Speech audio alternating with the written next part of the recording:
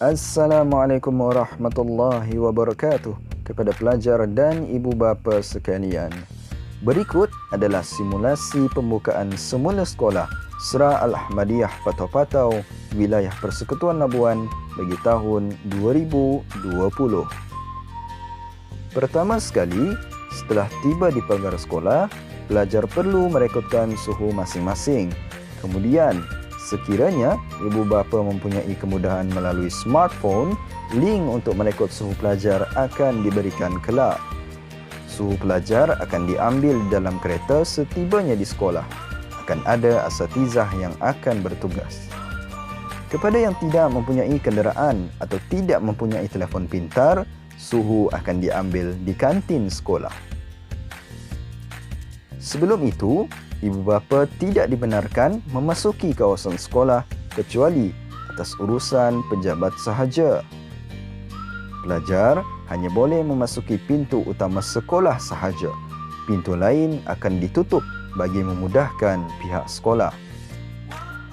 Pelajar perlu sentiasa memberi perhatian kepada notis dan anak panah berwarna merah yang telah disediakan oleh pihak sekolah.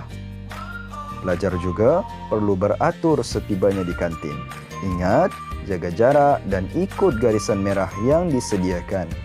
Setibanya di sini, suhu pelajar akan direkodkan oleh guru yang bertugas. Pelajar perlu beratur mengikut garisan merah yang disediakan. Sekiranya pelajar didapati bergejala dan melebihi 37.5 darjah Celsius, pelajar akan diletakkan di zon kuarantin dan tindakan selanjutnya akan diambil. Pelajar wajib bergerak terus ke dalam kelas. Tidak boleh bergerak ke tempat lain setelah suhu direkodkan. Pelajar diingatkan bahawa tangga pertama tidak boleh digunakan kerana ia merupakan tangga kegunaan tadika. Manakala tangga di tengah pula hanya boleh digunakan oleh pelajar kelas bawah untuk turun ke kelas masing-masing. Dan terakhir sekali, bagi tangga yang berhadapan dengan pejabat, hanya boleh digunakan oleh pelajar kelas bawah untuk naik apabila waktu pulang. Untuk pengetahuan ibu bapa dan pelajar, untuk laluan bawah terdapat dua hala yang telah disediakan oleh pihak sekolah. Setiba sahaja di kelas, berhenti untuk melihat nama dan nombor meja pada pintu kelas masing-masing. Contohnya, Amira berada di nombor 8 mengikut senarai nama yang dilekatkan di pintu kelas. Jadi, Amira mesti duduk di meja nombor 8. Faham ya anak-anak?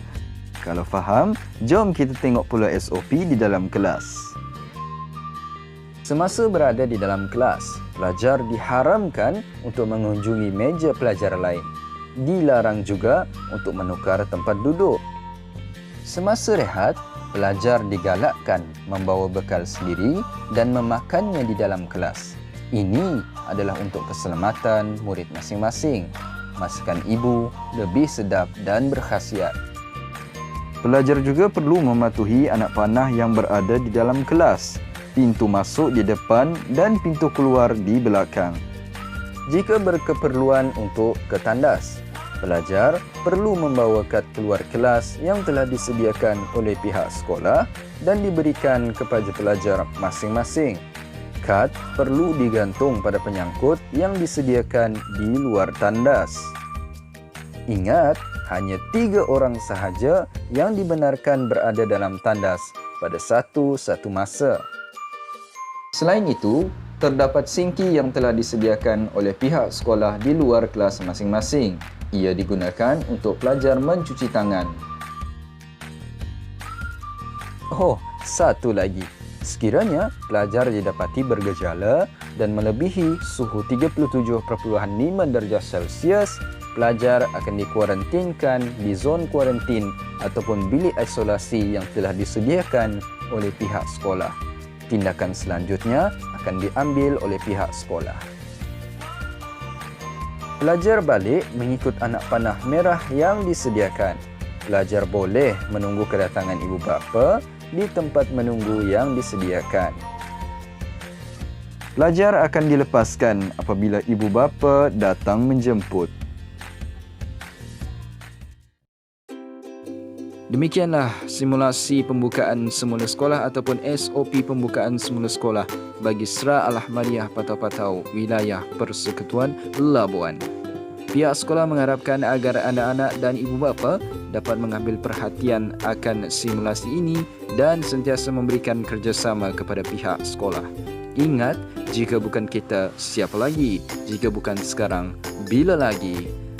Anda mampu mengubahnya, kita jaga kita. Assalamualaikum warahmatullahi wabarakatuh.